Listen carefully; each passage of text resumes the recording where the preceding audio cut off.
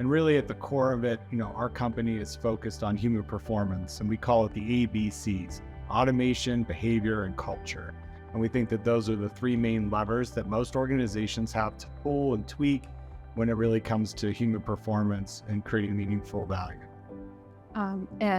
Christina Barss, Principal Consultant for Transformation for Allen Interactions and Problem Solutions. Well, I know when we first, I spoke with Michael way before, you guys came, who is the founder of the organization, and then we were introduced. And one of the things that was exciting is you do so much.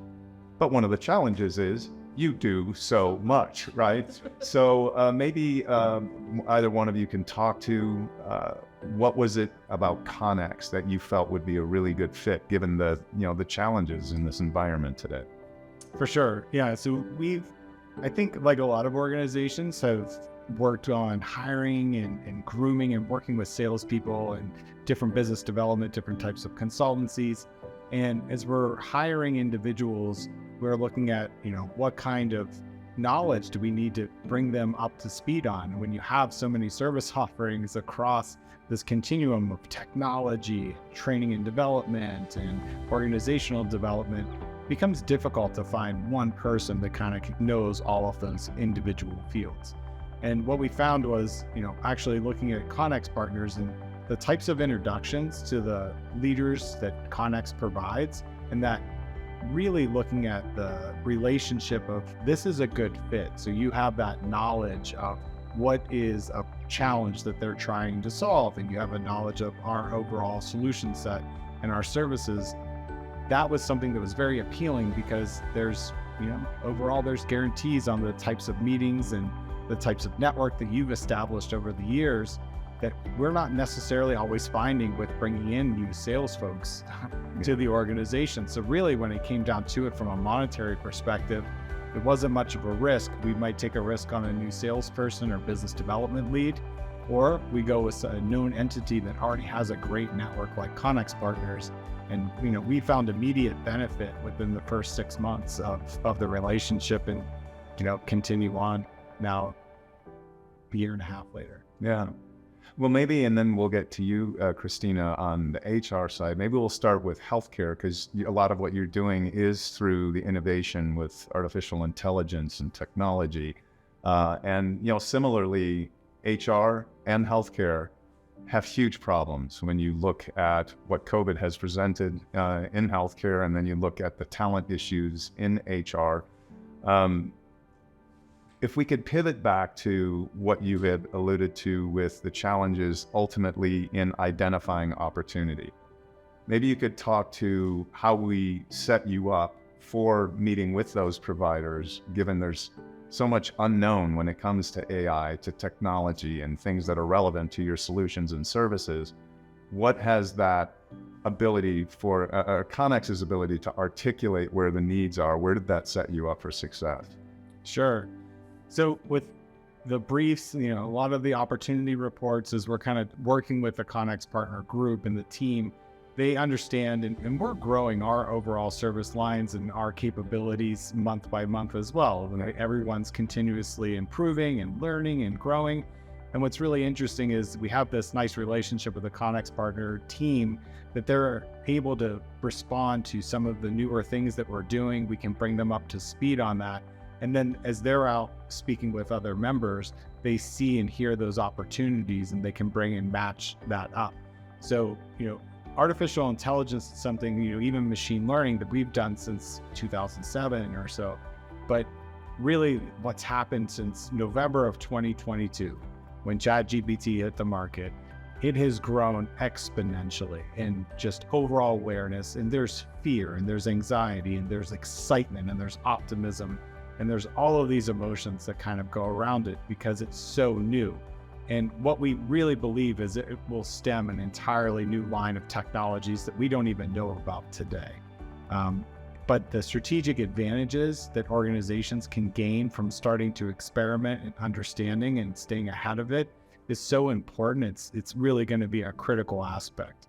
So we're excited about the opportunities, even if we get a half hour to just kind of explore with some of the members about what are they thinking about artificial intelligence. Are they ready? Is their data ready? What's the overall organizational cultural readiness? So we actually are looking at AI readiness as an overall service, just to talk about this very unique service line and this very unique technology that really has come to the forefront of the mainstream in the last 6 months. Yeah. So, Yeah, and I look at readiness. It's a great word, because when you think of readiness and you think of the opportunity, there are people that aren't ready. There are people that are scratching the surface. There are people that don't know what the heck it is, right? There are people that want to explore, and there's people that say, yes, I want that. So, how effective has that been entering into the conversations? yeah, for us, it's been, I think, extremely great. I mean, we're almost batting 1,000 when it comes to when we bring up this type of topic. Almost everyone has an opinion or wants to know more about it. They're already thinking about it. And some analogies that we use just to help people understand is like data is key in all of this. So if your data is not ready, it's going to be very difficult. So AI is the planet that you're trying to reach. The rocket that you're going to use to get there is machine learning. But the fuel that fuels that rocket is data. Yeah. So there is no achieving artificial intelligence and getting to this type of like really substantial technology shift if you don't have the appropriate data, and it's not housed, it's not accessible, it's not timely, it's not clean. Yeah. So those are the types of things that we like to talk to these organizations about, is just where are you at in the continuum? What does your staff look like? What is the overall skill matrix look like in 10 years from now, 5 years from now? And our belief is that we're going to see the generalists start to be the dominant players of the workforce of the future, not the super specialist in one area, because the AIs can be narrowly trained to be really, really ultra specialized in one field. And that's a shift for us, just really in America, in our education system. We're consistently going from something like high school to college to maybe graduate program to PhD, or we go to on-the-job training, and we are just honing and specializing. Whereas in the future, there's going to be tools that are going to be better than any one human at this one single task. And the individuals that know how to leverage those tools across multiple domains at an organization are really going to be the game changers of the future. Awesome. Thanks. Well, Christina, maybe you can, all of this, I think we can put one word, and that's change. Transformation, yes. Right? I mean, that's 2 words. So maybe I need to go back to school. I'll be a generalist. or you're being a master. Yeah, right? Well, there you go, right? So can you talk to the engagements that you've had with Connex relative to the change, the transformation, the outcomes from those conversations? What's been most effectively helpful that perhaps you wouldn't have had the opportunity to have those conversations prior to Connex, because there are so many people talking about this now? Well, what's been fantastic is the opportunity report that we received from you, because you read it, and then when you sit down, you feel so familiar with your client. There's automatically that trust and that opportunity to have those conversations. One of our most recent and actual current is working with Oscillero. And when we started, it was about change and helping with organizational development for a Head Start program that was in massive transformation, and that they're merging internally 2 parts of their organization. And it started as a modest, 6-month engagement. However, as we continue to work with the client, their chief HR officer left, and who was the person who brought us in. And I stepped in as their SVP of interim HR, and working with them and helping them go through this transformation, merging that organization together, and also setting them up for success when they bring in their next chief people officer. Yeah. And that's been fantastic. Talk about land and expand. Yeah, absolutely. Well, and there's so much opportunity. Healthcare HR today, when land and expand, you look at AI, people are afraid of it. They want to test it, right? You got back to efficiencies and efficiencies of scale, especially in healthcare and in HR, right? Yes. Because we're consolidating budgets and we have way more to do. So is there anything I'm missing relative to the value that you've gotten out of Connex that I didn't extract? I think one of the unique aspects of how we approach business and just our services in general is around, AI. When you think about HR as it relates, our background in training, learning and development, leveraging technology for simulation and for that kind of experiential training, AI only amplifies the ability of what that can do to create more personalized training experiences, true adaptation that we've never had the access to be able to do. It was too costly. You could do it, but it took a lot of heavy programming and just a lot of time and energy. But now there's some really interesting evolutions, and our background in technology and in training and development, organizational development, makes it, it was difficult at first to say these are all of our service lines. But when you think about something like HR and what AI means to it, our service lines are actually the perfect complement to have all of those skill sets. Because very, very rarely do you find someone that has the software engineering expertise and the training expertise and behavior change and some of the cultural aspects of OD and change management. Yeah. Okay. So that's really interesting. And from a Connex partner's perspective, one of the things that I believe is extremely valuable is just the relationships that we've built. And maybe they don't always become a customer of ours within a week or 6 months or a year, but the relationships and what we've learned from having those talks and continuing the conversation with those customers, I actually find to be invaluable as we're learning about what is going on in different industries, what is going on in different companies, what are their challenges, and it helps us grow because we're trying to meet that need. And maybe it's something that they really need that we're not able to provide at this point. And we're looking at potential partners and we're looking at ways for us to grow internally. And I think that that's extremely valuable.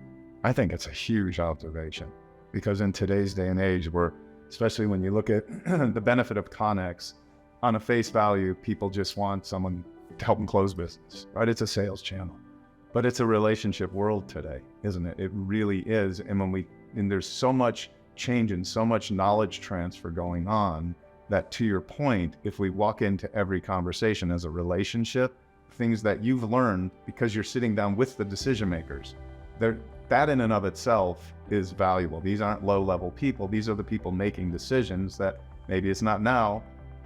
You've got a pipeline of people you've talked to. You've won business, but you've got people you've talked to who might come around later, or they've introduced you to someone, or they've helped you glean information, right?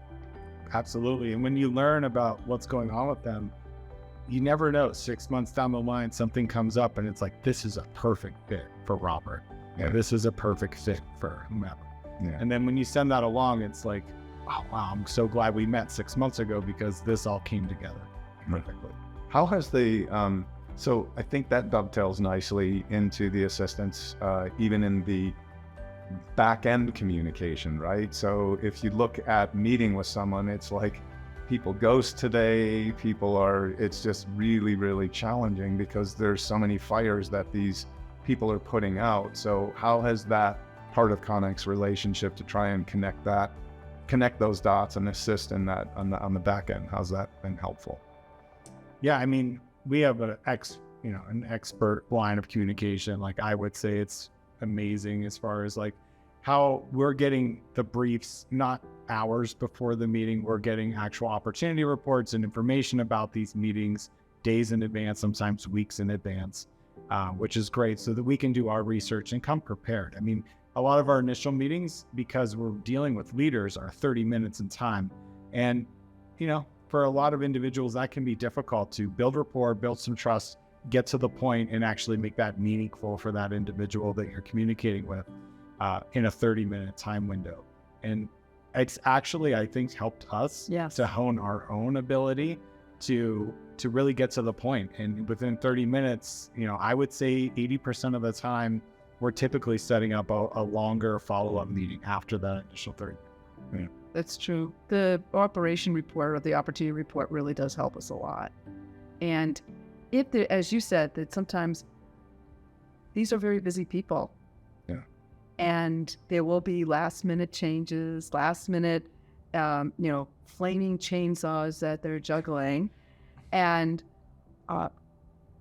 being part of the Connex part gets that grace in there, that you know that it is a legitimate, they need to reschedule. And that's a beautiful thing, because the client or a potential client appreciates us saying, okay, let's meet again. Yeah. And you help with that. That helps that grace in there. That's a great point. It's nice to have somebody be the fly on the wall, because so often you're looking in the mirror going, is it me? Why aren't they getting back to me, right? So that happens so much.